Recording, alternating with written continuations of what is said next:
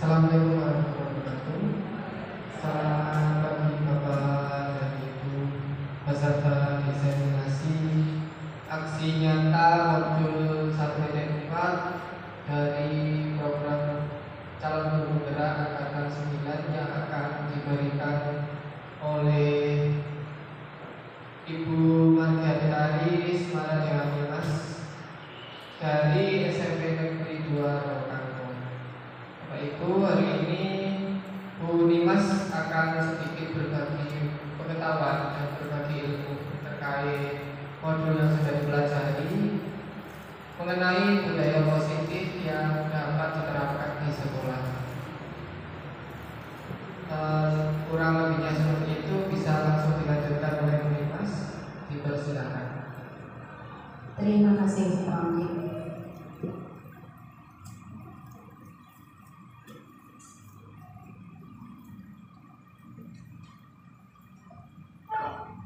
Assalamualaikum warahmatullahi wabarakatuh.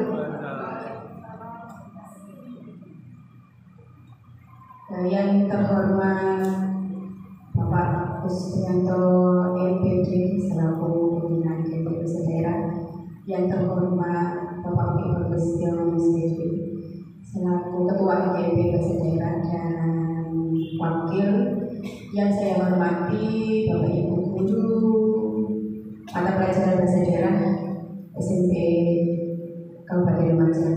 Perkenalkan, nama saya Mardiatari Rismara Dewanimas.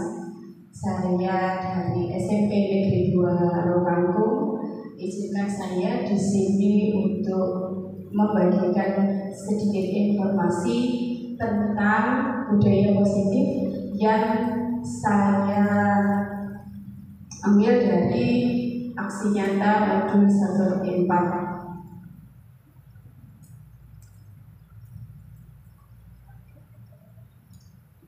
Kalau saya tanya ke Bapak Ibu semua, kalau mendengar budaya itu berarti acuannya kemana Bapak Ibu? Kebiasaan. Selain itu, kalau ada tambahannya positif, budaya positif. Kalau ada budaya positif berarti ada budaya negatif tidak? Ada. Selain yang tadi disebutkan Pak Oki, kebiasaan. Selain kata kebiasaan, apa yang ada di pikiran Bapak Ibu ketika mendengar kata budaya positif? Kegiatannya ada. Kegiatan di sekolah, contoh dari awal kita bertemu dengan siswa itu ada kegiatan 5S. Kemudian pada saat pembelajaran sebelum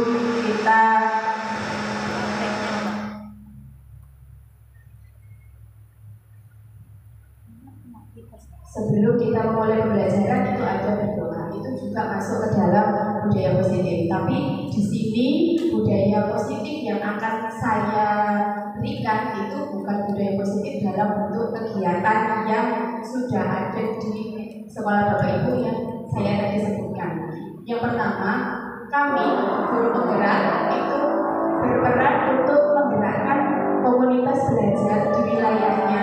Jadi di wilayah kami menjadi pengajar praktik bagi guru lain terkait pengembangan pembelajaran di sekolah hingga mendorong peningkatan kepemimpinan murid di sekolah. Jadi kita tidak hanya sebagai pemimpin pembelajaran, tapi juga menjadi pengajar bagi teman kita di sekolah, yang nantinya kita juga nanti akan memberikan itu kepada murid-murid kita, sehingga murid-murid kita itu juga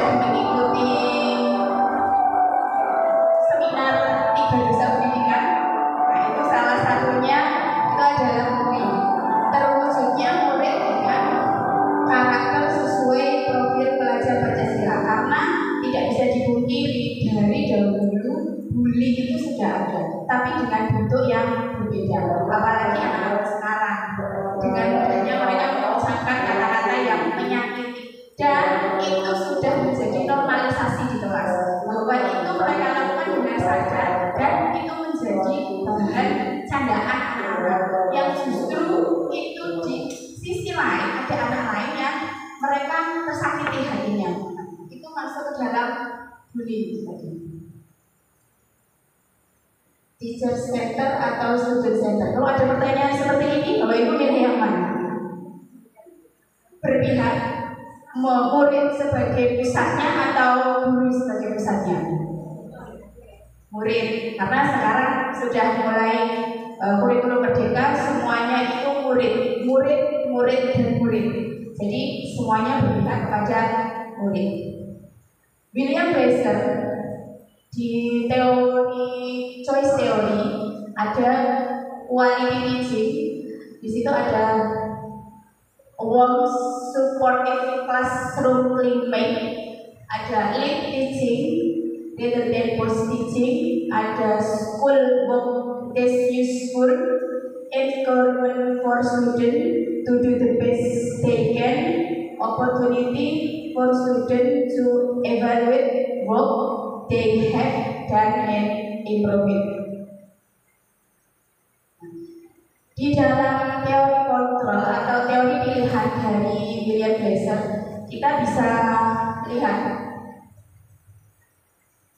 dari sini, Anda tidak bisa mengontrol orang lain, hanya Anda yang bisa mengontrol diri Anda sendiri. Kemudian ada semua perilaku memiliki tujuan. Apa yang kita lakukan pasti mempunyai alasan, baik itu alasan yang positif maupun alasan yang negatif. Kemudian model berpikir menang kalah, ada kolaborasi, konsensus, menciptakan pilihan-pilihan baru, dan realitas kebutuhan kita berbeda. Kita berusaha memahami pandangan orang lain tentang dunia, dan setiap orang memiliki gambaran yang berbeda.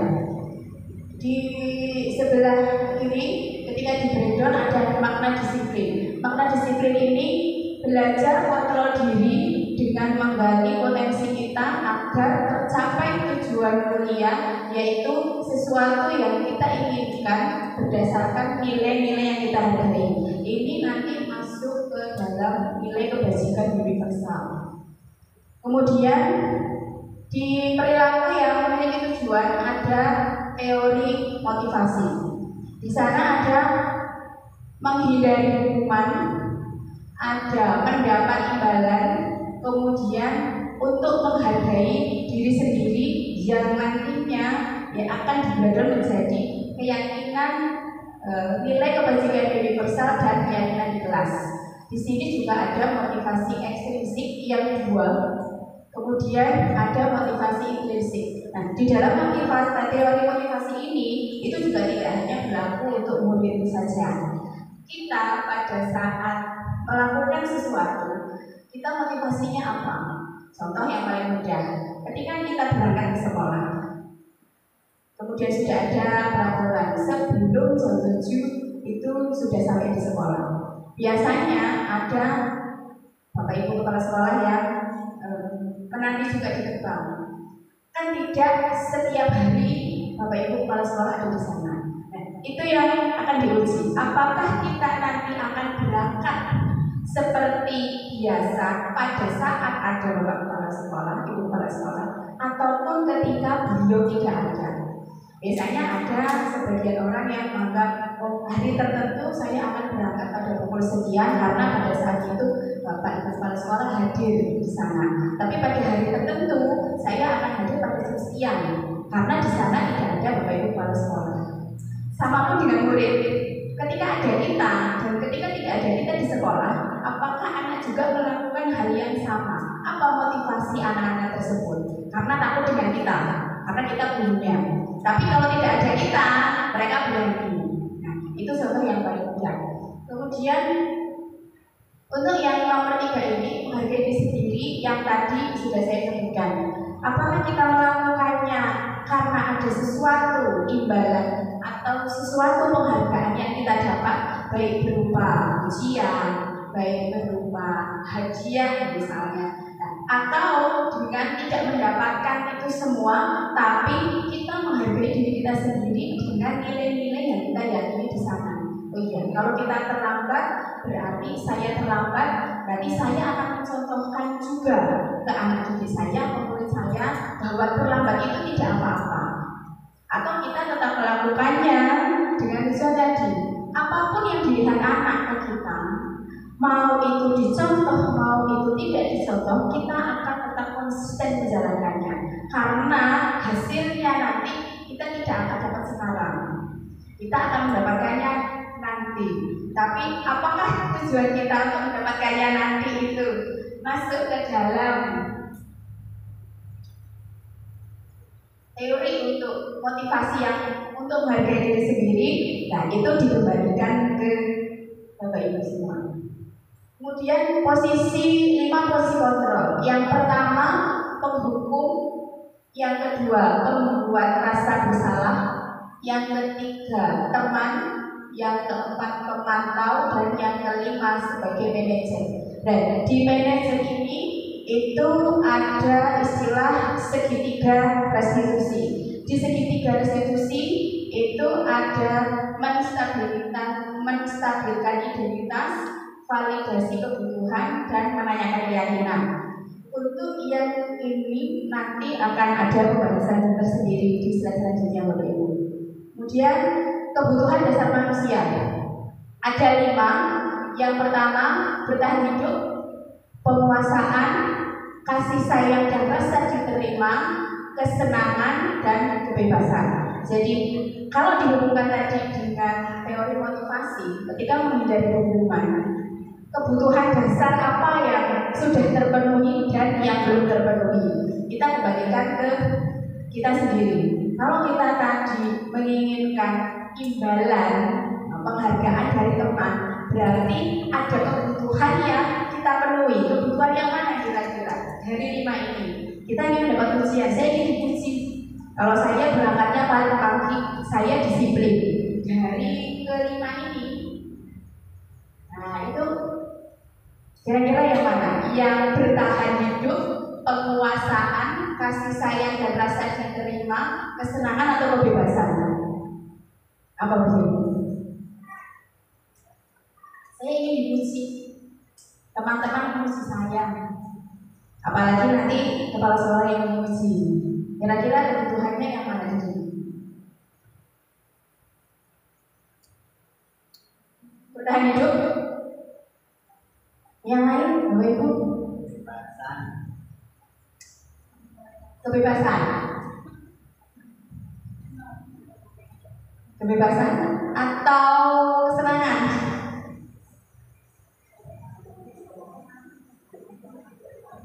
Yang mana? Apa alasannya ketika mengatakan bertahan?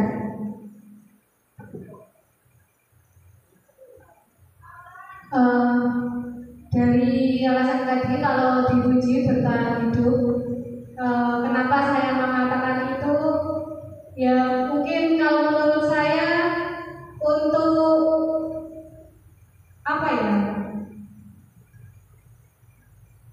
Untuk bertahan dari kehidupannya, untuk apa yang karena dia senang dipuji itu tadi. Kalau menurut saya seperti itu. Terima kasih. Ada yang mau menambahkan? Monggo, Pak Oki. Kalau tadi Bu Feni itu bertahan hidup, mau pilih yang mana? Dari 5 kebutuhan dasar manusia nih, ada 5: bertahan hidup, penguasaan, kasih sayang dan rasa diterima, kesenangan, kebebasan. Saya juga memilih bertahan hidup karena jika kita tidak hidup, kita tidak bisa merasakan 1, 2, 3, 4 dan 5. Kita tidak bisa merasakan saya ingin menguasai hal yang lain. Saya tidak bisa merasakan kasih sayang dan rasa diterima oleh orang lain. Saya tidak bisa merasakan kebebasan dan kesenangan yang saya inginkan. Jadi bertahan hidup adalah yang utama dalam diri manusia untuk mencapai nomor 2 dan sampai nomor 5. Terima kasih Pak Oki dan Bu Feni tadi. Betul sekali Bapak Ibu. Jadi apapun motivasi kita, tujuan kita, alasan kita, itu yang paling utama adalah untuk bertahan hidup. Karena dengan bertahan hidup nanti kita akan melakukan hal selanjutnya yang tadi sudah disebutkan Pak Oki, dari mulai penguasaan, kasih sayang, kesenangan, dan kebebasan.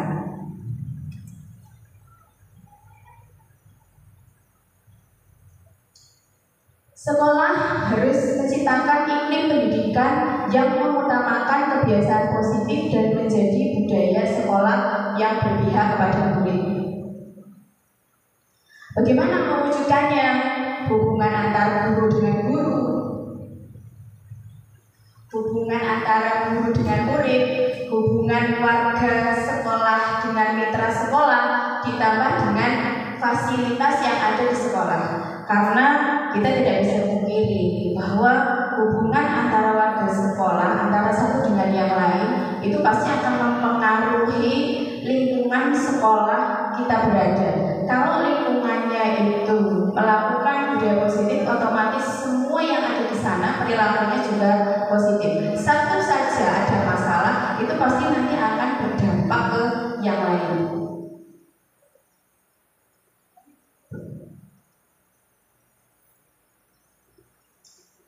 Kemudian Covey pada Principle Centered Leadership menyatakan bila kita ingin membuat kemajuan perlahan, sedikit demi sedikit, ubahlah sikap dan perilaku Anda. Namun, jika kita ingin merubah cara utama kita, maka kita perlu mengubah kerangka acuan.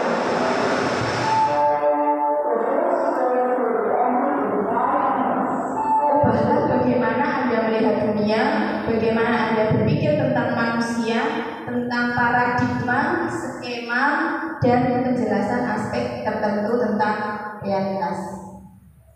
Kemudian masuk ke nilai-nilai kebajikan universal.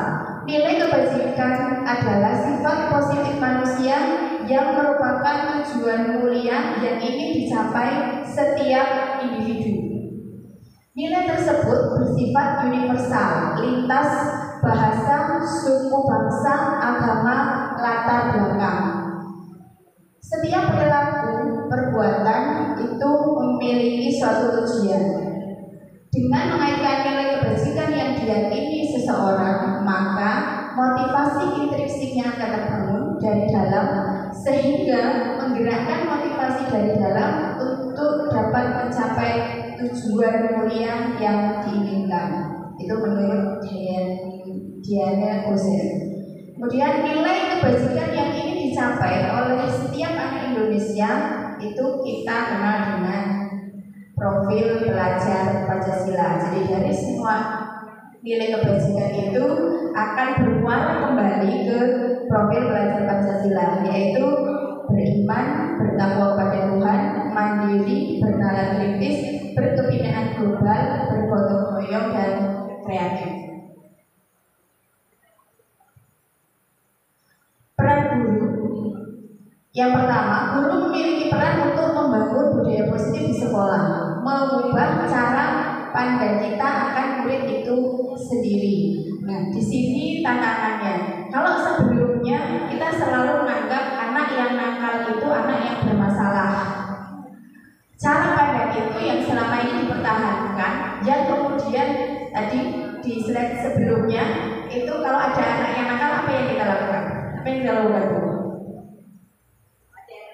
Anak yang nakal itu kita beri apa?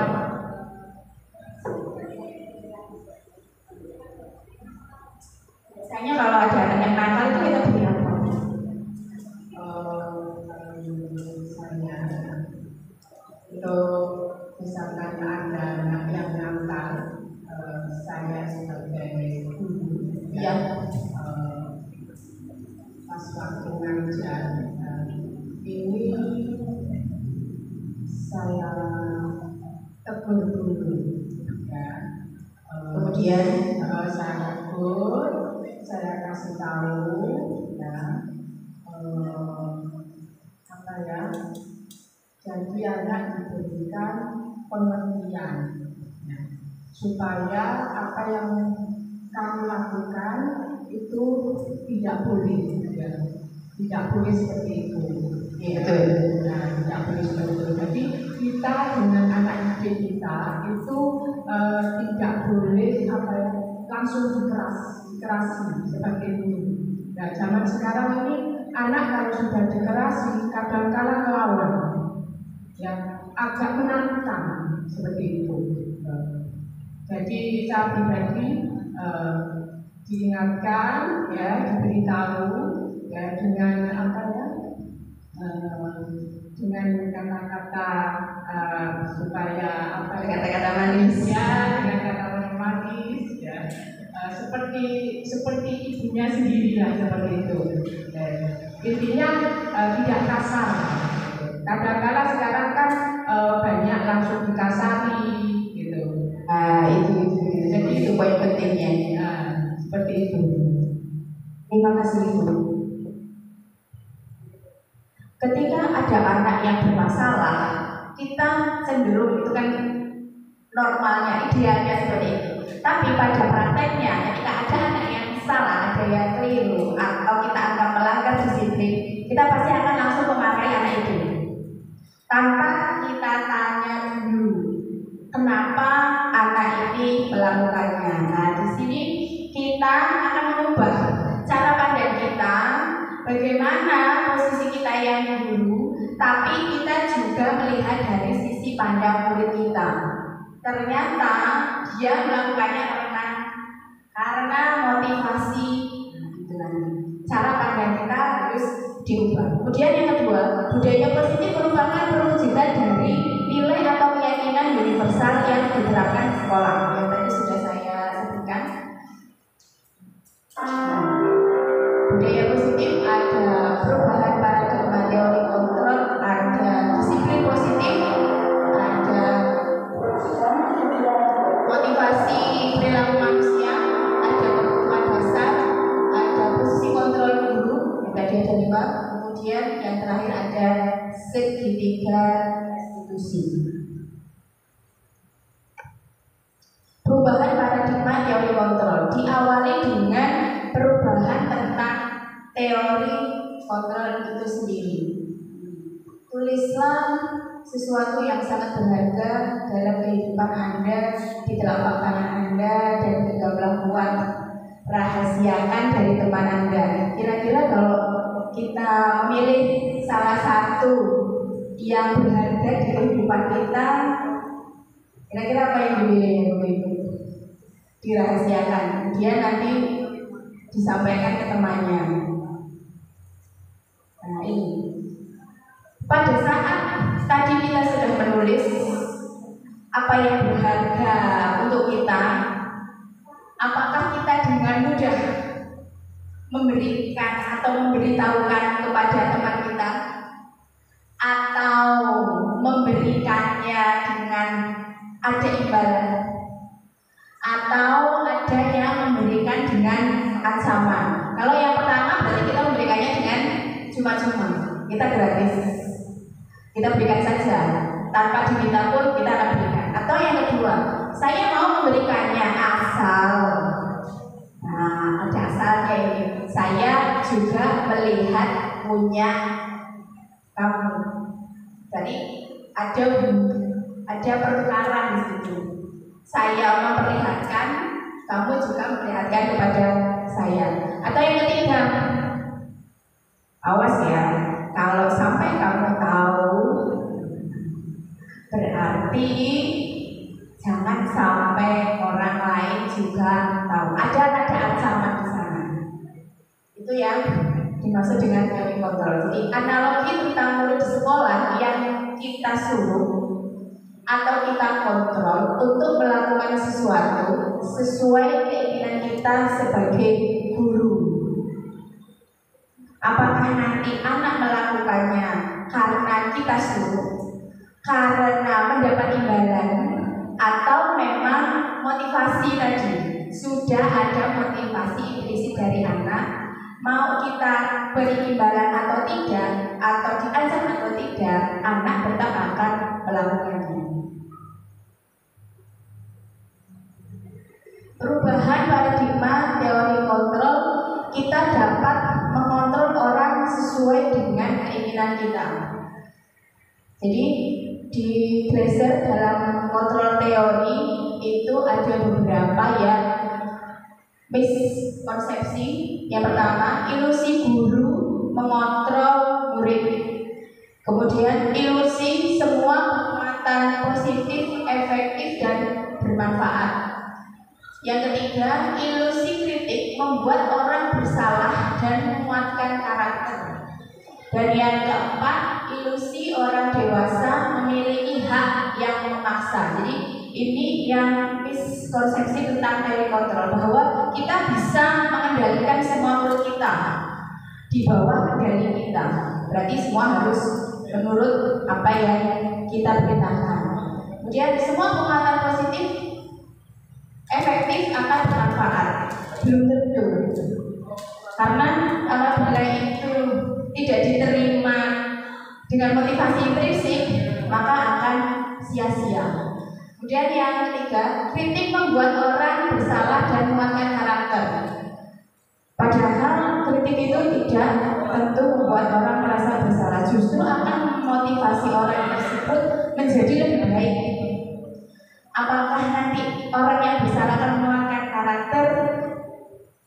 Nah, kembali lagi, sudah merasa bersalah, karakternya juga tidak akan kuat, justru akan semakin berkurang.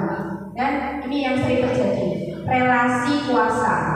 Kita sebagai guru merasa memiliki hak untuk memaksa murid kita melakukan sesuatu yang kita perintahkan. Nanti kalau tahapannya masih tahapan biasa, contoh mengerjakan tugas, mungkin masih dalam level aman. Tapi ketika relasinya itu sudah mengarah ke bully atau 3 dosa besar, itu yang bahaya. Karena kaitannya dengan anak itu sendiri dan kita sendiri. Dari teori kontrol itu tujuannya itu hanya satu, mendisiplinkan anak. Bagaimana bentuk disiplin yang sudah dijalankan selama ini di sekolah? Apakah Bapak Ibu setuju dengan pernyataan di bawah ini? Satu, hukuman dapat mendisiplinkan anak. Yang kedua, pemberian hukuman dengan hal positif seperti membaca atau membersihkan halaman sekolah dapat meningkatkan disiplin anak. Yang ketiga, memberi penghargaan dapat meningkatkan motivasi belajar anak. Ada yang bisa memberikan tanggapan?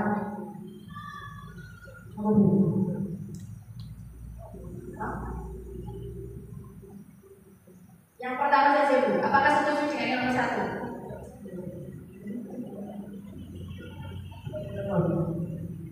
Boleh nomor 1, boleh nomor 2, boleh nomor 3 atau semuanya?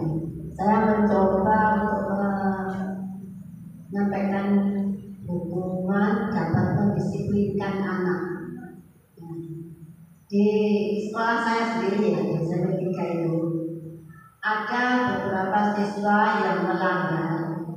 Itu memang diberi hukuman, tapi hukumannya bukan hukuman fisik. Mereka diberi semacam padang untuk membina karakternya dengan cara mengikuti pesantren kilat 1 jam pelajaran sekitar jam 1 sampai jam 2 baru dipulangkan. Dari beberapa hal itu ada beberapa siswa yang sudah dilaporkan ke orang tuanya, ternyata ada perbaikan, dia tidak mau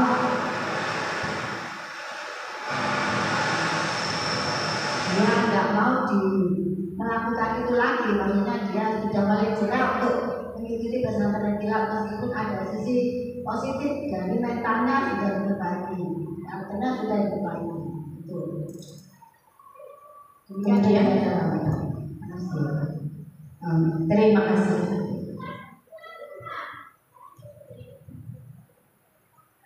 Hukuman dapat mendisiplinkan anak. Kemudian pemberian hukuman dengan hal positif seperti membaca dan memberikan penghargaan dapat meningkatkan motivasi. Pada prakteknya mungkin sebagian bisa mendisiplinkan anak dan menguatkan motivasi belajar anak. Tapi kembali lagi hanya bersifat sementara, karena motivasi anak itu tidak dari dalam. Karena yang tadi sudah saya sebutkan, anak akan melakukan karena menghilangkan menghindari hukuman karena mendapat imbalan. Nah, yang terakhir itu yang agak susah tadi, yang menghargai diri sendiri atau bisa disebut motivasi intrinsik. Kalau motivasi intrinsik dari kita yang kita tadi, tidak ingin mendapat hukuman, ingin mendapat imbalan. Selanjutnya, sesuatu yang dilakukan untuk mematuhi orang lain cenderung tidak nyaman karena memaksa dengan hukuman. Sama pun dengan kita. Kalau kita dipaksa untuk melakukan sesuatu yang tidak kita suka, pasti kita tidak akan merasa nyaman karena itu bukan keinginan kita. Ki Hajar Dewantara mengatakan, mewujudkan murid yang merdeka memiliki disiplin kuat yang berasal dari dalam diri atau luar diri. Yang dalam diri tadi masuk ke intrinsik dan yang luar diri itu masuk ke ekstrinsik. Dalam bukunya Pemikiran Konsepsi Keteladanan Sikap Merdeka cetakan kelima 2013 halaman 470, di mana ada kemerdekaan, disitulah harus ada disiplin yang kuat. Sesungguhnya disiplin itu bersifat self-disiplin, berarti disiplin dalam diri, yaitu kita sendiri yang mewajibkan dengan sekeras-kerasnya. Tetapi itu akan sama saja, sebab jika kita tidak cakap dalam melakukan self-disiplin, wajiblah penguasa lain mendisiplinkan kita, dan peraturan demikian itulah harus ada di dalam suasana yang merdeka. Jadi sekali lagi bahwa kalau kita melakukannya dengan sadar diri tanpa dipaksa, kita akan menghargai diri sendiri, dan walaupun kita dikritik atau dikomentari, itu tidak akan menurunkan karakter kita, tidak akan membuat diri kita merasa saya salah, saya ternyata selama ini melakukan kesalahan saja, karena itu sudah muncul dari dalam diri kita. Dan itulah juga yang akan kita terapkan kepada anak-anak di kelas, anak-anak di lingkungan sekolah kita, yang dimana ketika mereka akan melakukan sesuatu dengan motivasi tertentu, itu memang pada awalnya harus sedikit dipaksa, tapi dengan kebiasaan budaya positif yang kita terapkan, lambat laun tanpa kita paksa, tanpa kita ngotot, tanpa kita marah, anak akan melakukannya dengan sadar diri. Filosofi KHD tentang disiplin. Definisi kata merdeka menurut Ki Hajar adalah mardika iku jaronyo noramu lepasing pamreh nging uga kuat kuwasa amandiri priyangga. Jadi merdeka itu tidak hanya terlepas dari perintah, tetapi juga cakap buat memerintah diri sendiri. Kesimpulannya adalah kembali ke diri kita. Sebelum kita memerintah, sebelum kita memberikan satu perintah, berarti diri kita sendiri juga bisa diperintah. Kalau kita ingin mendisiplinkan anak, kembali ke diri kita. Seberapa disiplin saya? Seberapa baikkah saya untuk dijadikan contoh anak? Dalam bukunya, Diana Gosen mengatakan disiplin berkonotasi dengan disiplin diri. Dari murid yang dapat membuat seorang menggali potensinya menuju kepada tujuan, sesuatu yang dihargai dan bermakna. Bagaimana cara kita mengontrol diri dan bagaimana menguasai diri untuk memilih tindakan yang mengacu pada nilai yang kita hargai. Tujuan dari disiplin positif yaitu menanamkan motivasi dan kontrol diri pada murid kita untuk menjadi orang yang mereka inginkan dan menghargai diri sendiri dengan nilai yang mereka percaya.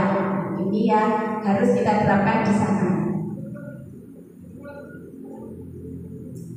Murid melakukan disiplin tidak terlepas dari motivasi yang ingin dicapai oleh mereka sendiri. Tadi yang sudah disebutkan di slide sebelumnya, mereka melakukannya untuk menghindari hukuman. Saya memakai sepatu supaya saya tidak dihukum wali kelas saya. Saya memasukkan baju supaya saya tidak dipanggil guru BK. Ada ketidaknyamanan yang harus mereka hindari. Kemudian yang kedua, untuk mendapat imbalan atau penghargaan dari orang lain. Saya ingin dipuji guru saya kalau saya datang paling pagi. Saya ingin dipuji teman-teman saya karena saya mendapatkan nilai yang paling tinggi. Kemudian yang terakhir, untuk menjadi orang yang mereka inginkan dan menghargai diri sendiri. Ini sudah terlepas dari yang nomor 1 dan nomor 2. Ada hukuman atau tidak, ada imbalan atau tidak, diberi penghargaan atau tidak, saya akan tetap melakukannya. Dari mulai yang mudah, yang setengah mudah, dan yang sulit. Nah, PR-nya itu pasti akan selalu di yang sulit. Jangankan untuk anak-anak, kita sendiri pun juga sulit melakukannya. Contoh kasus, ada murid yang tidak masuk kelas, ada murid yang terlambat, ada murid yang tidak disiplin dalam berseragam, dan ada murid yang berbicara kasar dan tidak sopan. Pada kenyataannya, kalau kita menghadapi anak-anak seperti ini, yang pertama reaksi kita adalah marah. Nah, kalau kita berbicara tentang keyakinan yang tadi sudah disebutkan, apa bedanya peraturan dengan keyakinan? Nanti akan bermuara ke sini. Peraturan yang sudah diterapkan di kelas, yang sudah saja di kelas, pasti Bapak Ibu guru yang ada di sini juga berperan sebagai wali kelas di kelasnya. Sebelum anak-anak itu memulai pembelajaran, pasti ada peraturan-peraturan yang Bapak Ibu buat. Dan peraturan itu hanya tertuju ke siswa, betul sekali. Bagaimana kalau peraturan itu juga ditujukan ke kita? Nah, itu bedanya dengan keyakinan. Jadi kalau peraturan itu cirinya itu satu arah, jadi hanya berpotensi untuk murid saja, kita tidak berlaku. Kemudian ada kata-kata tidak, atau kita konotasikan dengan kata-kata negatif, tidak boleh, dilarang, melarang. Pada keyakinan, semua kata-kata negatif ini itu hilang. Contoh yang pertama, murid tidak masuk kelas. Ketika beralih menjadi keyakinan, itu akan berubah kalimatnya. Sama juga dengan murid terlambat. Nah, kira-kira mulai belajar dari keyakinan itu, kalau peraturan itu hanya satu arah, kalau keyakinan itu ada di dua arah. Jadi berlaku untuk siswa, berlaku juga untuk kita. Nanti kita belajar bersama untuk mengubah kalimat ini. Kemudian di peraturan itu, sebelum anak itu masuk ke dalam kelas, itu aturannya sudah ada. Atau secara umum saja ketika di sekolah, sebelum mereka masuk ke SMP, itu aturan sudah ada. Jadi mau tidak mau, anak akan menjalankannya. Tapi apa yang terjadi pada prakteknya, ada beberapa anak yang tidak menjalankannya atau yang kita anggap tidak disiplin. Pada keyakinan itu tidak. Keyakinan itu karena bersifat dua arah, berarti dimulai pada saat kita bertemu dengan anak di kelas. Kita akan tanya,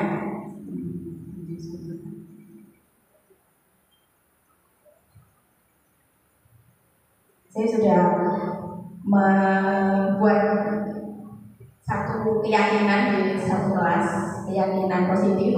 Jadi saya akan menerangkan kepada anak-anak didik saya apa bedanya peraturan dengan keyakinan. Yang tadi sudah saya sebutkan, peraturan itu sudah ada sebelum mereka ada di kelas atau di sekolah. Kemudian bersifat satu arah. Dan yang ketiga, pasti mengandung kata negatif. Tidak boleh, dilarang, jangan. Itu pasti peraturan. Tapi kalau keyakinan, tidak akan ada kata negatif di sana. Awal sebelum saya mulai pembelajaran pada waktu awal semester, saya memberikan ke anak-anak, kita harus membuat keyakinan kelas. Kenapa? Karena pada saat nanti sudah mulai proses pembelajaran, apabila ada hal yang berkaitan dengan disiplin atau mereka melanggar atau saya sebagai guru melanggar, itu ada konsekuensinya. Kalau nanti kita berbicara konsekuensi, itu ada tidak ada hukuman, ada konsekuensi, ada restitusi. Nah, jadi kalau kita sudah membuat kesepakatan di awal, anak akan tahu saya kalau melakukan ini dampaknya ini.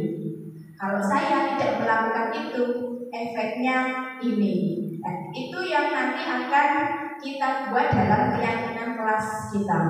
Jadi tidak hanya peraturan-peraturan yang bersifat melarang, tapi di dalam keyakinan itu akan muncul nilai kebajikan universal yang nanti akan mereka sebutkan sendiri, mereka akan tulis sendiri dan ambilkan sendiri, dan pelan-pelan mereka akan melakukannya.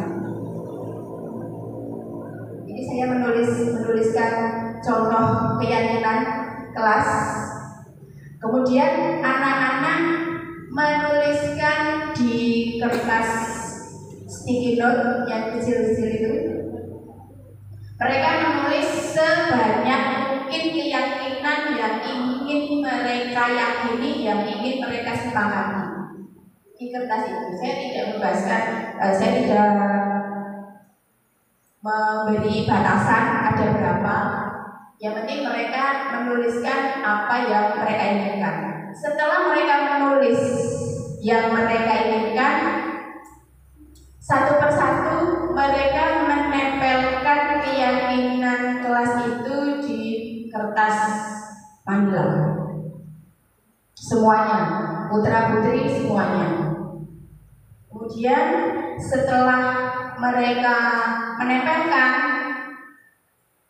mereka membaca satu persatu dari keyakinan kelas yang sudah ditulis antara temannya.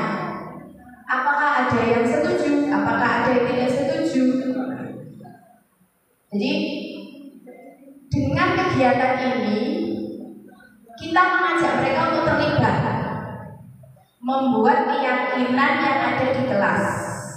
Saya juga memberikan satu lagu untuk anak-anak, jadi terutama yang putra. Kebiasaan anak putra di sekolah saya itu pada saat upacara topi OSIS itu yang dulu itu, kalau pada satu upacara kan seharusnya dipakai. Tapi apa yang terjadi? Tidak dipakai, justru dipakai pada saat di kelas. Nah itu yang saya jadikan keyakinan salah satunya, dan saya buat lagunya topi saya bundar, tapi saya ganti. Dan itu anak-anak mengikuti, terutama yang putri, karena yang putri senang kalau disuruh menyanyi. Kalau ya lagu aslinya itu topi saya bundar, saya nyanyi. Topi saya lepas karena saya di kelas, tidak boleh menggunakan topi. Kalau tidak lepas, yang terakhir saya kembalikan ke anak-anak. Kan tadi sudah ada akhiran, di akhir bait lagu AS. Saya kembalikan terakhir ke anak-anak. Anak-anak kira-kira yang terakhir itu apa? Kalau saya tidak lepas topinya, mereka menyebutkan ada yang dirampas, ada yang dibuang, ada yang diambil. Nah, itu bagian dari keterlibatan mereka. Kita ajak untuk membuat keyakinan yang semuanya nanti akan diikuti bersama. Karena AS tadi akhirnya disepakati yang dirampas. Setelah itu kita menyanyikan bersama. Topi saya lepas karena saya di kelas. Jadi tidak hanya nyanyi ibu, ada gerakannya juga. Kalau tidak lepas topinya dirampas, gitu. Itu otomatis. Dan sekarang anak-anak sudah hafal. Ketika saya masuk kelas, ada anak laki-laki yang pakai topi, itu anak yang lain nyanyi. Kalau sudah nyanyi belum selesai, langsung seketika itu juga anak-anak melepaskan topinya. Nah, itu bagian dari cara sederhana untuk membuat keyakinan kelas yang mereka sepakati, mereka terlibat, dan nantinya mereka juga akan melakukannya. Kita kembalikan ke yang tadi.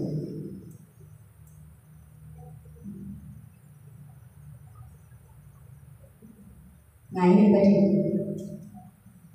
Murid tidak masuk kelas, murid terlambat, murid tidak disiplin, murid berbicara kasar. Bagaimana kalau kita ubah menjadi kalimat yang positif? Nah, kira-kira bagaimana? Karena kita saja sebagai guru kalau mendengar kata-kata negatif itu pasti tidak nyaman, tidak enak untuk dibaca. Bagaimana kalau kata-kata yang negatif itu kita ganti menjadi kata positif? Tetap ada, unsur intinya tetap ada, tapi diganti dengan kata lain. Ada yang bisa berikan satu saja contoh, saya berikan. Ada yang mau? Mungkin yang sebelah sini dulu, biar tidak ngantuk. Diubah. Yang nomor satu saja, murid tidak masuk kelas. Kalau saya contohkan yang nomor dua, murid terlambat, akan saya ganti masuk tepat waktu. Betul sekali. Kalau yang nomor satu, kira-kira murid tidak masuk kelas.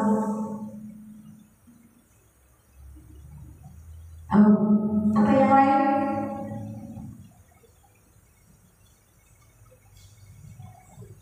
Untuk murid tidak masuk kelas mungkin bisa diperhalus dengan murid mengikuti pembelajaran sesuai dengan jam pelajaran yang berlaku pada hari itu. Boleh. Untuk yang nomor 3, Bu, Murid tidak disiplin dalam berseragam. murid menggunakan seragam sesuai dengan peraturan sekolah. Bisa. Yang terakhir, Murid berbicara kasar dan tidak sopan mungkin bisa diganti dengan bertutur kata sopan dan baik.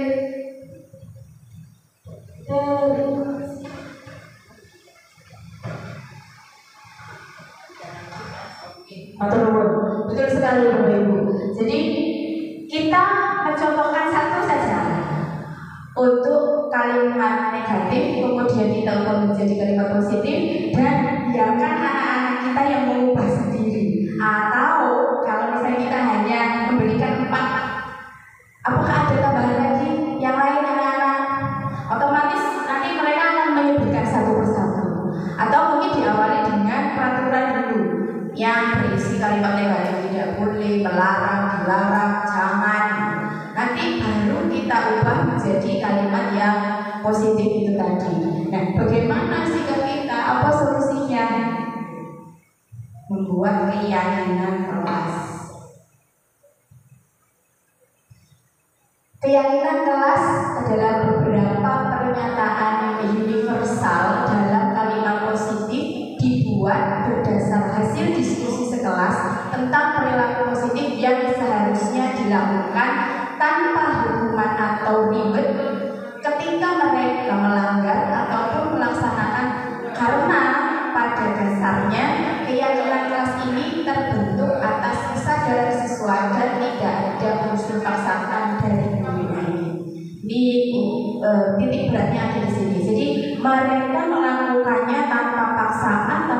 imbalan tanpa penghargaan, kesadaran penuh. Makanya dari situ itu juga dikembalikan ke kita sebagai guru. Kalau kita bersepakat dengan siswa, jangan sampai terlambat masuk kelas, diganti masuk kelas tepat waktu, otomatis kita pun juga masuk kelas tepat waktu. Tapi pada prakteknya mungkin kita terlambat karena sesuatu hal, karena mengikuti rapat atau mungkin ada kesalahan pada sepeda, kita terlambat. Bagaimana reaksi kita di depan anak-anak? Betul sekali, minta maaf kepada anak-anak. Itu bukan menjadikan kita rendah di depan anak-anak, tidak. Tapi justru itu memberikan contoh bahwa kalau kita melakukan kesalahan, kita harus minta maaf. Guru saja yang ada di depan juga meminta maaf kalau mereka bersalah, kalau kita bersalah. Itu akan membuat anak-anak kita menjadi berpikir positif dan menguatkan karakter. Oh iya, berarti kesepakatan tadi, keyakinan tadi itu juga tidak berlaku untuk kita sebagai murid, tapi juga berlaku untuk guru. Nah, permintaan maaf tadi itu yang jadi titik poin penting. Bukan berarti menormalkan terlambat. Oh, kalau terlambat minta maaf cukup, tidak. Bukan itu. Kalau itu namanya menormalkan kesalahan, dianggap biasa, bukan. Tapi dengan kita minta maaf, kita sadar penuh bahwa nilai-nilai yang kita yakini, kalau kita bersalah, kita minta maaf, dan kita akan menjadi contoh anak-anak kita. Guru saja kalau salah minta maaf, apalagi saya. Pak Guru saja terlambat minta maaf, apalagi saya. Itu yang nanti akan semakin menguatkan karakter anak kita. Ini tadi yang sudah saya contohkan di kelas. Nanti monggo Bapak Ibu ketika kembali ke sekolah bisa menerapkan keyakinan kelas yang sudah ada di depan, mungkin dengan contoh lain. Atau Pak Oki tidak pakai sticky note ya Pak Oki, langsung pakai Padlet. Nah, itu. Jadi kalau saya internetnya terbatas karena anak-anak dilarang tidak boleh membawa HP. Jadi menggunakan sticky note ini, dan ini nanti ditempel di kelas. Kalau Bapak Ibu punya fasilitas yang lebih baik, nanti bisa menggunakan Padlet, bisa menggunakan kuesioner dengan aplikasi. Nah, itu yang nanti akan memberikan semangat. Pastinya nanti akan muncul. Yang menarik kemarin ketika saya praktekkan ini itu ada beberapa anak perempuan yang mengatakan, saya tidak ingin kerudung saya ditarik,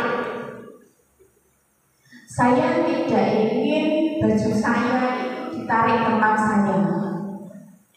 Gitu. Kemudian ada lagi juga yang putra, saya tidak suka kalau saya diejek dengan nama orang tua saya. Itu mereka tulis. Nah, itu nanti yang menjadi peringatan juga untuk teman-teman yang lain bahwa yang mereka lakukan itu adalah keliru. Apabila ada yang melakukannya, bukan saya yang mengingatkan, mereka sendiri yang mengingatkan temannya. Nah, itu juga akhirnya menghemat tenaga. Kita tidak perlu ngotot lagi, kita tidak perlu marah lagi, kita langsung keyakinan kelas apa yang sudah kalian buat kemarin. Mereka menyebutkan dengan membaca. Betul atau tidak? Tidak. Kemudian apa yang harus dilakukan? Seperti ini. Nah, solusi itu tidak hanya dari kita, justru solusi itu dari si anak itu sendiri. Kalau mereka dapat menemukan solusi, anak itu sudah menerapkan keyakinan kelas dengan kesadaran penuh. Nah, nanti itu yang berdampak ke teman-teman yang lain. Motivasi intrinsik.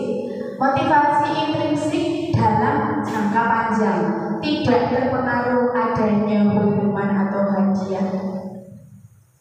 Tetap berperilaku baik dan berlandaskan nilai-nilai kebajikan karena mereka ingin menjadi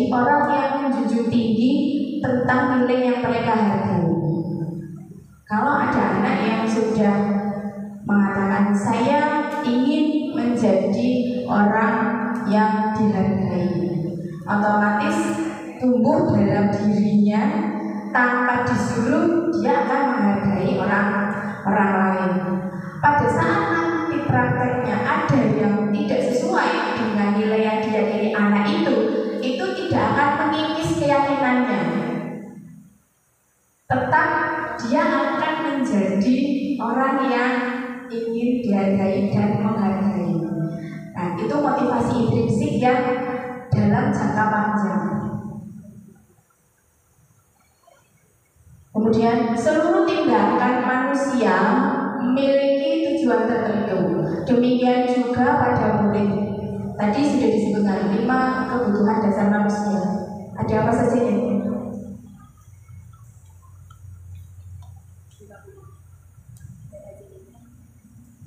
Yang pertama, tadi ada bertahan hidup, kemudian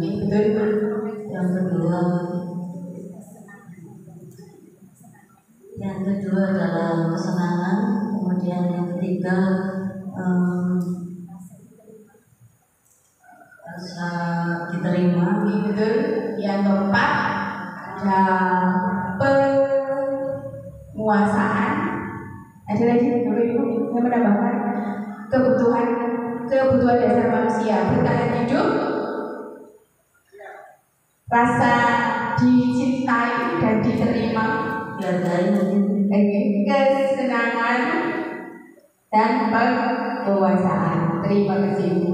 Seorang murid melakukan sesuatu perbuatan yang bertentangan dengan nilai kebajikan atau melanggar peraturan, hal itu sebenarnya karena mereka gagal memenuhi kebutuhan dasar mereka. Nah, jadi kalau ada anak-anak penjenengan semua yang di sekolah berulahnya macam-macam. Ada yang ingin mencari perhatian, ada yang memang ingin jahil ke temannya. Berarti ada kebutuhan dasar mereka yang tidak terpenuhi. Yang kebutuhan dasar itu mereka bawa dari rumah dan terwujud dalam kegiatan-kegiatan atau perilaku tindakan yang mencerminkan mereka tidak disiplin. Nah, ini kebutuhan dasar. Yang pertama, bertahan hidup. Yang awal sekali itu bertahan hidup. Kemudian ada penguasaan, ada kasih sayang dan rasa diterima, ada kesenangan, ada kebebasan. Ini kalau ada salah satu saja yang mereka tidak terpenuhi di rumah dan kemudian mereka bawa ke sekolah, yang terjadi adalah anak-anak yang pelanggar peraturan. Nah, ini masuk di dalam 5 kebutuhan dasar tadi yang diterima: cinta, kemudian tadi kesenangan, kebebasan, bertahan hidup, dan penguasaan.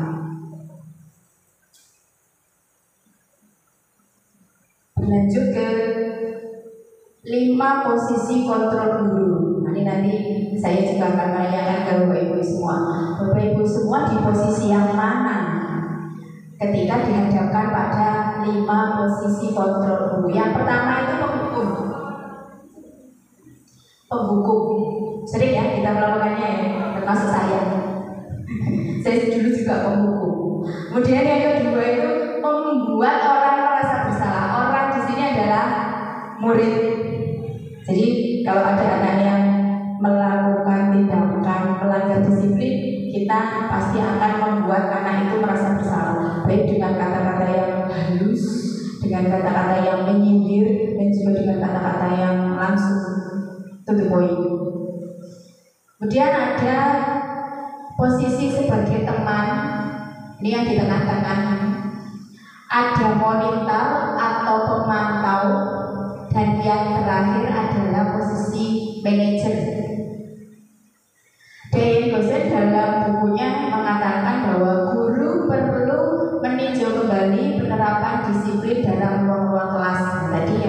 dikembalikan lagi ke peraturannya.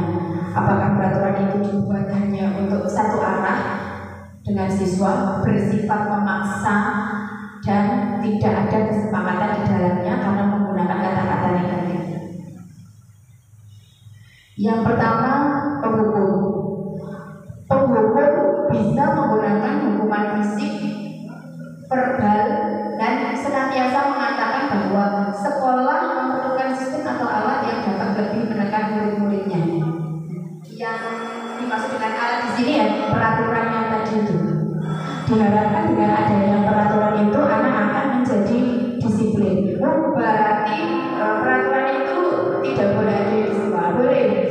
Tetap harus ada peraturan, tetapi kata-kata yang negatif itu yang nanti bisa diubah pelan-pelan. Yang tadi dilarang, tidak boleh, tetap ada. Jadi anak pun membacanya juga dengan hati yang bahagia, dengan hati yang gembira. Pembuat merasa bersalah. Biasanya guru akan bersuara lembut. Ini biasanya ibu-ibu menggunakan keheningan yang membuat orang lain merasa tidak nyaman, bersalah atau rendah diri. Ini bagian pembuat merasa bersalah. Selanjutnya teman, yang posisi sebagai teman. Teman itu tidak akan menyakiti murid. Dia akan berupaya mengontrol murid melalui persuasi. Jadi kita ajak, jangan lagi, ayo, sebaiknya, bisa. Jadi teman ini bisa berdampak positif dan juga berdampak negatif. Ada beberapa kasus yang guru itu posisinya sebagai teman, tetapi lupanya di sini apa? Lupa bahwa relasi yang ada itu tetap relasi guru dengan murid. Seberapa dekatnya guru dengan murid, murid tetap harus menganggap kita sebagai gurunya yang tetap harus dihormati. Nah, itu yang nanti bisa diberikan pengertian kepada anak. Jadi bukan berarti anak dekat dengan kita posisikan diri sebagai teman, anak bisa memperlakukan kita seperti temannya. Nah, itu yang tidak boleh. Contohnya bagaimana ketika anak berbicara dengan kita, tidak boleh anak berbicara dengan kita sama dengan dia berbicara dengan temannya. Lepas dari unggah-ungguh, lepas dari menghormati, bukan menggunakan bahasa dengan unggah-ungguh, dengan kromo ya, buat bahasa Indonesia pun boleh, bahasa Inggris pun boleh, tapi tetap ada rasa hormat anak di sana.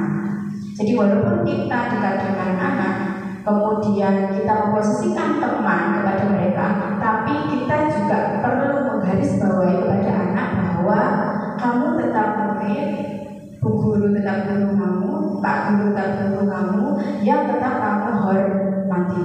Makanya hati-hati karena bisa berdampak positif dan negatif. Kalau tidak kita berikan pengertian tersebut, anak tidak akan tahu dan bahkan cenderung bisa seenaknya. Aku kan cedek kalau beli mas, mesti oleh. Karena tidak dekat dengan yang satunya, aku nggak cedek kalau beli mas. Berarti tidak oleh. Nah, itu yang harus kita garis bawahi kepada anak, kita tekankan kepada anak.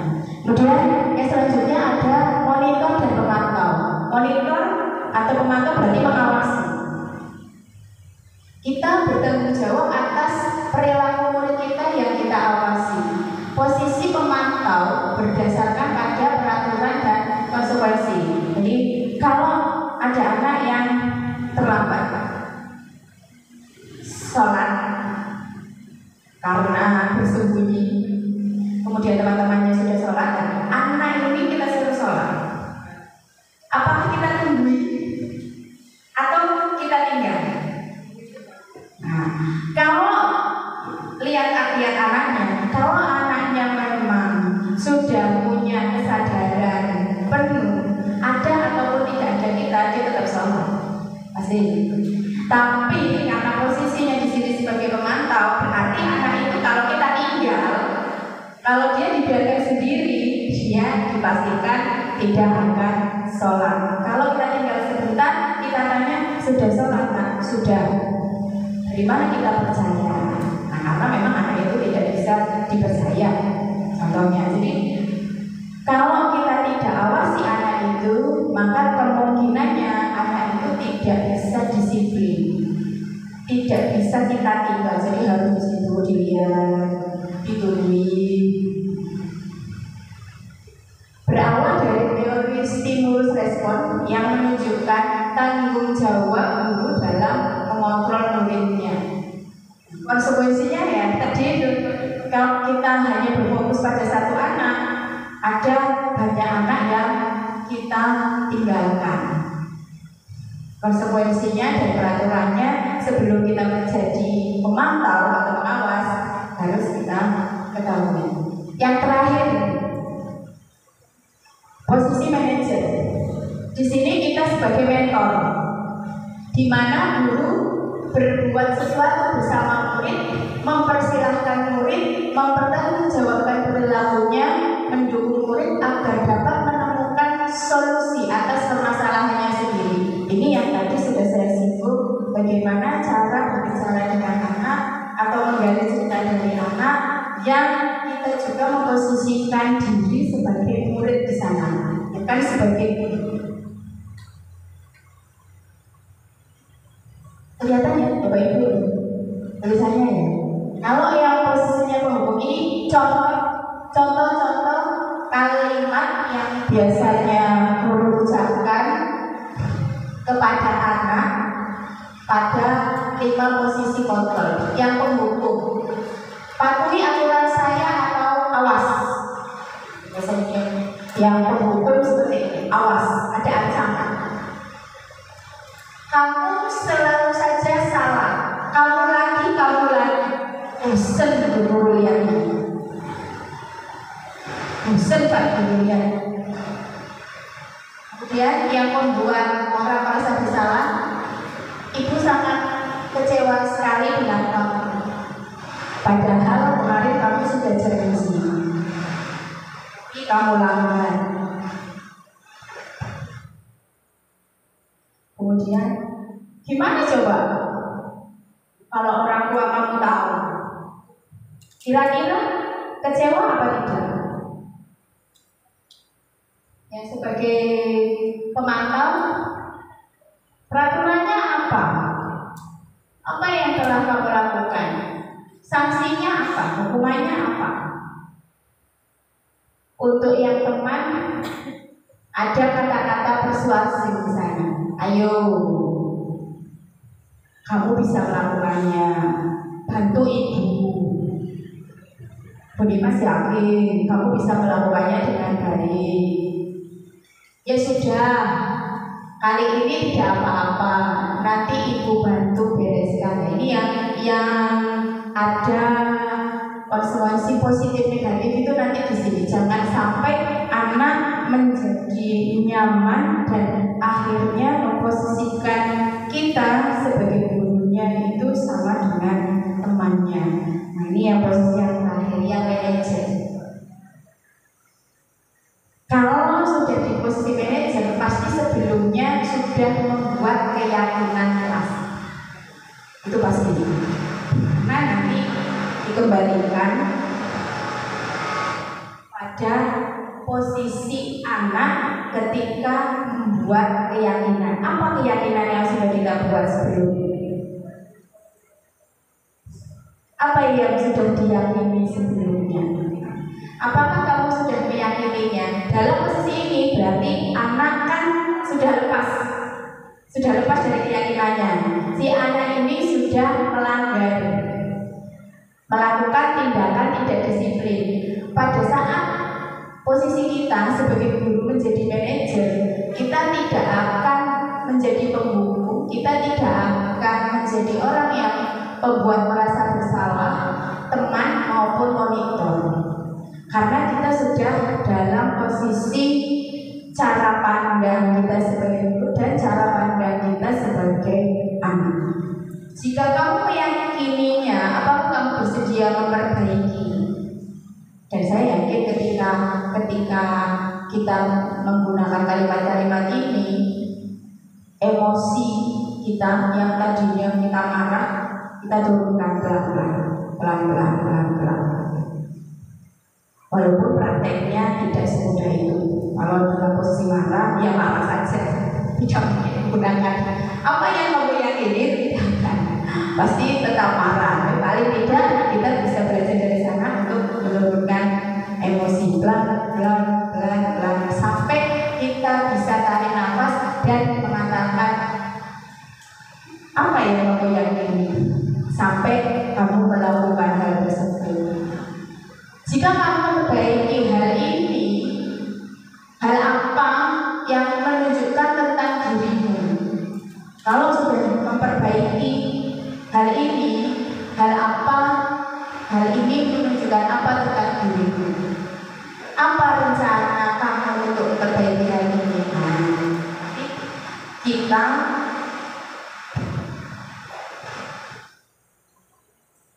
mengajak untuk peserta didik, untuk murid kita mencari solusi dari perilaku mereka sendiri, bukan dari kita, tapi dari anak itu. Kalau dari anak itu sudah muncul solusi, kita sudah berhasil menjadi manajer.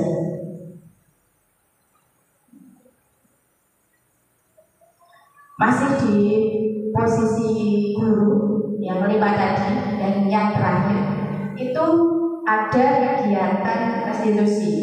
Jadi ini Bapak Ibu, yang di sini yang manajer ini kembali ke keyakinan, menstabilkan identitas. Kegiatan itu namanya restitusi. Proses kolaborasi yang mengajak siswa untuk mencari solusi dari masalah yang dihadapinya. Siswa diajak berpikir tentang orang seperti apa yang mereka inginkan dan bagaimana mereka harus memperlakukan orang lain. Jadi dampaknya nanti itu tidak hanya kepada anak itu, tapi dampaknya juga kepada teman-temannya.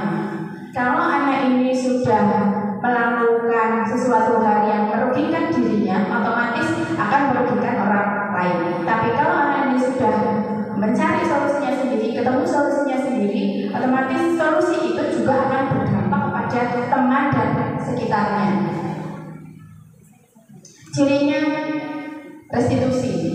Restitusi bukan untuk menebus kesalahan, tetapi bagaimana memaknai kesalahan sebagai suatu pembelajaran. Kemudian restitusi adalah tawaran, bukan paksaan.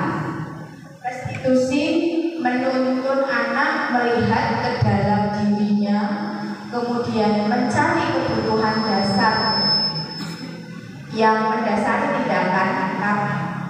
Tadi kalau ada murid yang melanggar disiplin, berarti kebutuhan dasarnya belum terpenuhi. Restitusi fokus pada karakter, bukan tindakan. Jadi diharapkan nanti setelah kegiatan restitusi selesai itu karakter anak akan terbentuk di sana. Kalaupun sudah ada karakternya, berarti akan ditebalkan lagi karakter itu. Kemudian restitusi fokus pada solusi. Solusi ini yang mencari anak sendiri, bukan kita. Yang terakhir, restitusi mengembalikan siswa yang berbuat salah kembali ke kelompoknya. Maksud di sini, ketika anak itu melakukan kesalahan, dia pasti akan merasa bahwa saya salah. Kalau saya bersalah, teman-teman saya akan menganggap saya sebagai pembuat masalah.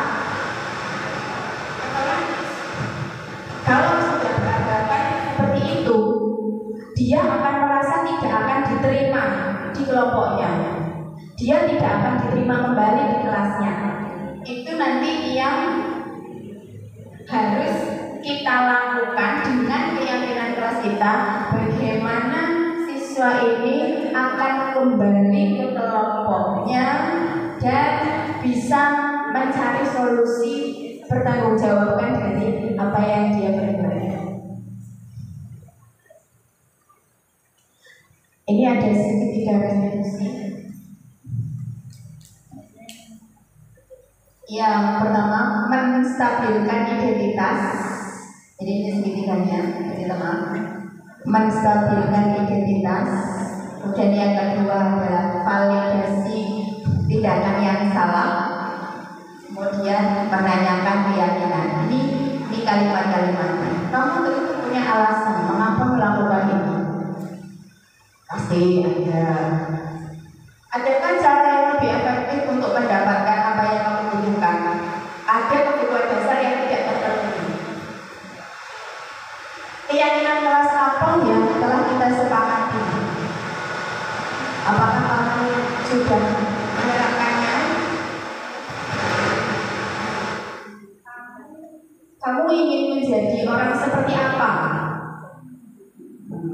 Itu nanti pada prakteknya muncul beberapa kalimat-kalimat ini. Kalau sudah muncul ini berarti panjenengan semua sudah menerapkan restitusi dan berada pada posisi manajer.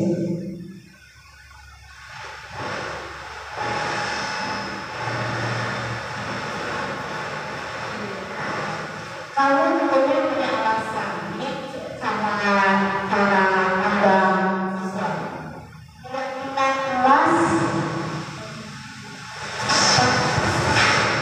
yang telah disepakati, adakah cara yang efektif untuk mendeskripsikan apa yang kamu butuhkan? Setiap orang pasti pernah melakukan kesalahan. Kamu ingin menjadi orang seperti apa? Kamu bukan satu-satunya orang yang pernah melakukan ini. Kalau Bapak Ibu perhatikan, ada kalimat ini. Setiap orang pasti pernah melakukan kesalahan. Di sini perlu hati-hati Bapak Ibu, karena sekali lagi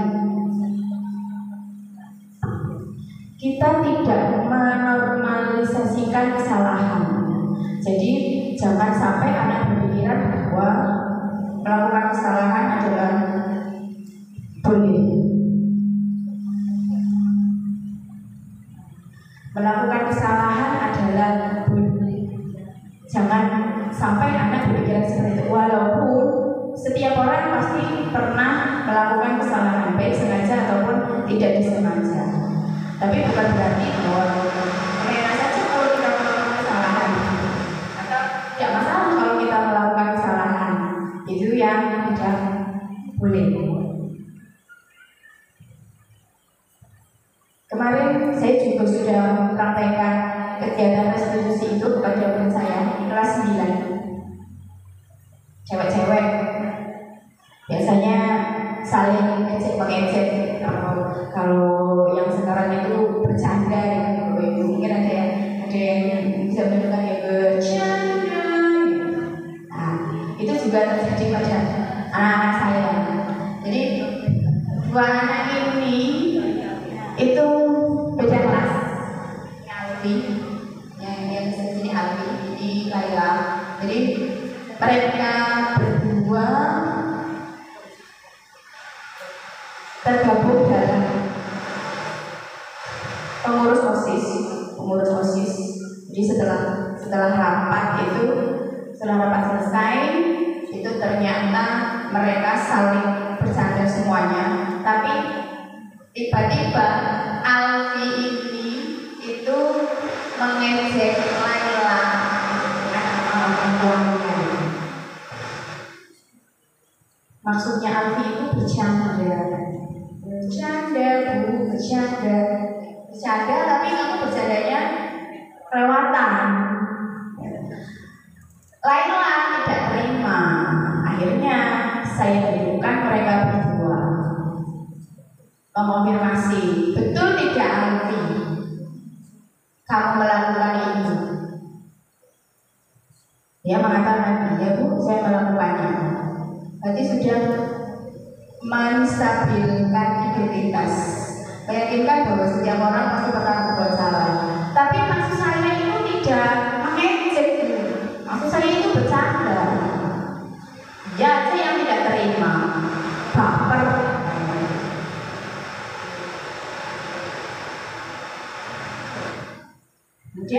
tanya lagi, kalau kamu bercanda, alasanmu bercanda ini, menanyakan alasan mengapa melakukan hal ini, masuk ke dalam validasi tindakan yang salah. Apakah tidak tujuan kamu bercanda? Betul? Ternyata sebelumnya Laila juga melakukan hal yang sama, jadi ceritanya dibalas, tapi lewat bercanda, tidak terima. Oh, begitu ceritanya. Jadi yang harusnya Alfi ini yang disalahkan, ternyata dibalik itu Laila yang mulai lebih dulu pada saat beberapa hari sebelumnya. Kemudian yang terakhir, karena saya sebelumnya sudah pernah memberikan keyakinan kelas di kelas mereka, saya kembalikan lagi, Alfi, keyakinan sudah kamu langgar di situ. Kan sudah pernah diberikan keyakinan kelas, ya sudah. Kemudian apa yang kamu langgar di sana keyakinannya? Saya tidak menghormati teman. Ada lagi? Saya tanya. Ada Bu, saya harus menghormati orang tua. Kemudian saya juga tanya dengan Laila. Laila, kamu merasa tidak terima, betul. Tapi sebelumnya kamu juga melakukan hal yang sama kepada Alfi. Keyakinan apa yang kamu langgar? Sama Bu dengan Alfi, saya tidak menghargai teman. Ternyata yang saya lakukan itu keliru. Kemudian setelah kalian berdua tahu, selanjutnya apa yang dilakukan? Alfi dulu, saya minta maaf kepada Laila. Tapi karena Laila dulu Bu yang mulai itu kata-kata itu. Padahal kalau misalnya saya minta maaf ya, saya minta maaf Bu, sudah selesai. Tapi masih ada saya tidak terima. Ya karena dia mulai dulu Bu. Kalau dia tidak mulai, saya nggak akan melakukan hal yang sama.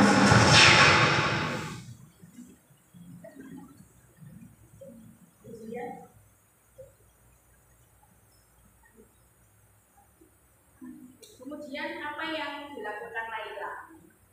Ya Bu, saya juga sama.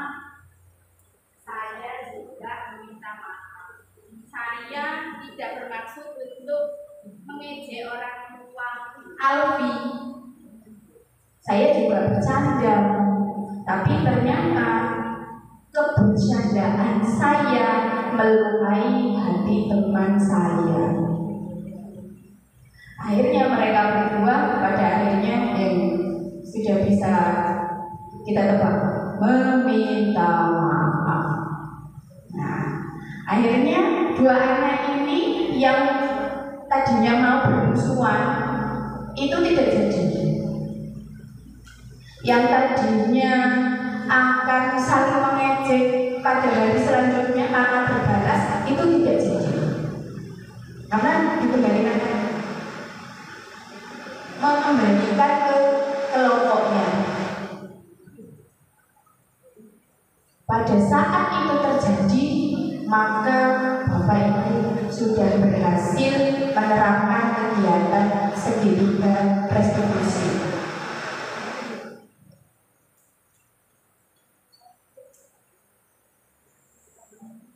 Sebelum mengetahui tentang restitusi, apakah Bapak Ibu sudah pernah mengetahui atau mendengar sebelumnya tentang restitusi? Belum pernah Bapak Ibu?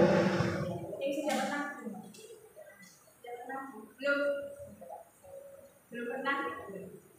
Kalau prakteknya mungkin sudah, prakteknya mungkin saya yakin sudah dilakukan, tapi tidak tahu namanya itu restitusi. Kalau sudah pernah, di mana posisi Bapak Ibu? Apakah penghukum? Apakah pemantau? Pembuat rasa bersalah?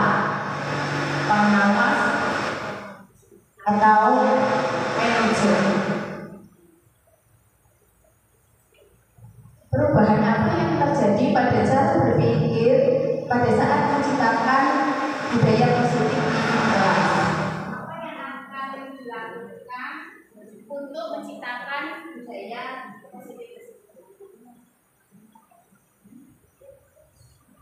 Pada akhirnya ini harapan kita. Semoga kita semua dapat melaksanakan budaya positif demi terwujudnya tujuan pembelajaran yang kita harapkan. Karena bagaimanapun juga semuanya akan bermuara kepada murid dan murid. Apapun yang kita lakukan pasti akan berdampak pada murid. Apapun yang kita kerjakan pasti untuk murid. Jadi harapannya saat kita melakukan kegiatan sekolah dan menerapkan budaya positif, maka akan terwujud pembelajaran yang diharapkan.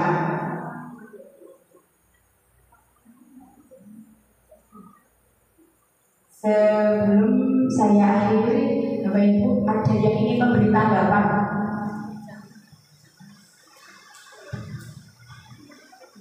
Oke, mungkin ada tanggapan sebelum saya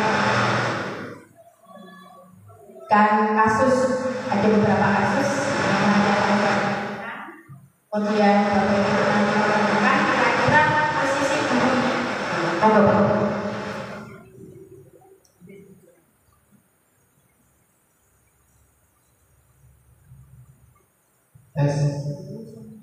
Menanggapi yang sebelah mana ini?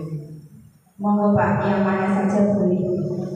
Oke, terima kasih sudah diberikan materi.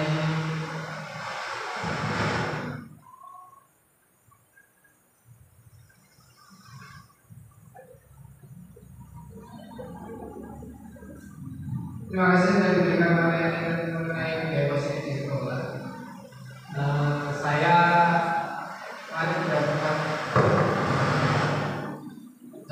sudah sempat mengimplementasikan restitusi di sekolah saya.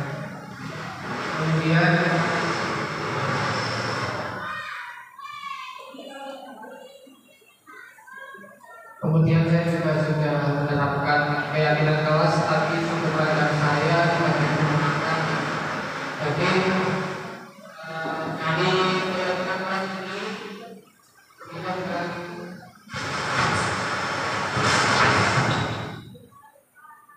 berbeda dengan tata tertib sekolah. Karena kalau keyakinan kelas itu dari bawah ke atas, dari surat pendapat murid.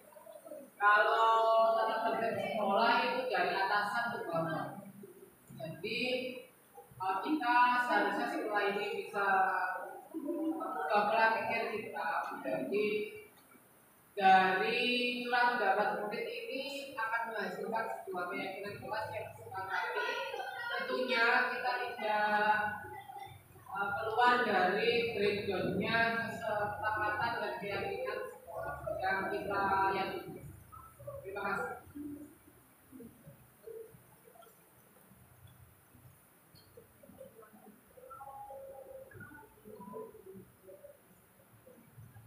Terima kasih Bapak Ibu. Terima kasih Pak Oki atas tanggapannya, karena Pak Oki sudah melakukannya sebelumnya, jadi lebih bagus. Sebelum saya akan berikan contoh kasus.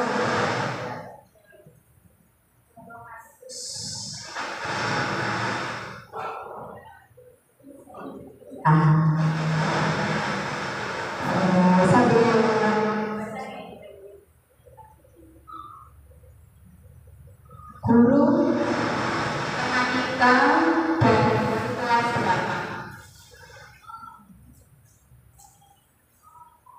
santri-santri sehingga dapat masuk belajar. Akhirnya dicarikan guru pengganti. Ibu Eni. Ibu Eni baru 2 tahun menjadi guru SMP. Beberapa murid perempuan yang bernama Vivi dan Natali mengetahui hal ini dan mulai menggunakan kesempatan dan bersikap seenaknya, tertawa dan tidak mengindahkan kehadiran Ibu Eni. Ibu Eni mencoba menyapa Vivi dan Natali dengan ramah sambil mengingatkan mereka mereka untuk tetap fokus pada pekerjaan tugas. Ayolah, tugasnya dikerjakan. Nanti ibu ditegur bapak kepala sekolah kalau kalian tidak mengerjakan. Di sini sudah muncul. Ayolah, nah ini sudah muncul kalimatnya dan posisi Bu Eni di sini yang tadi 5 posisi kontrol ada di mana?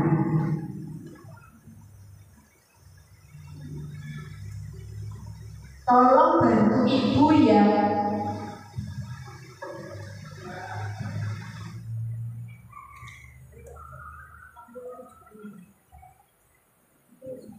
Tolong bantu ibu ya. Namun Vivi dan Natali malah jadi tertawa. Oh ibu, santai aja. Mereka tetap tidak mengerjakan tugas dan malah ngobrol. Dari kasus ini dapat diketahui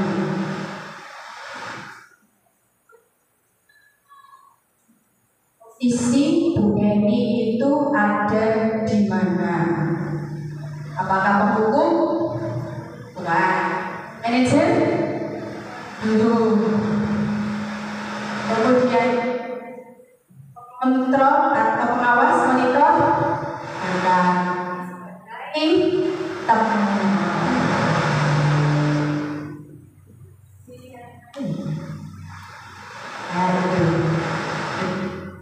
Bila dan menemukan kasus yang sama, maka yang tadi saya sudah paparkan pada kegiatan segitiga restitusi bisa diterapkan di sekolah Bapak Ibu. Kemudian yang terakhir, tidak lupa saya selalu mengingat fasilitator saya bahwa orang yang besar adalah orang yang mencari solusi, bukan mencari masalah. Karena kita yakin kita hebat dan kita akan menghebatkan anak-anak kita. Sekian dari saya. Mohon maaf apabila ada kesalahan.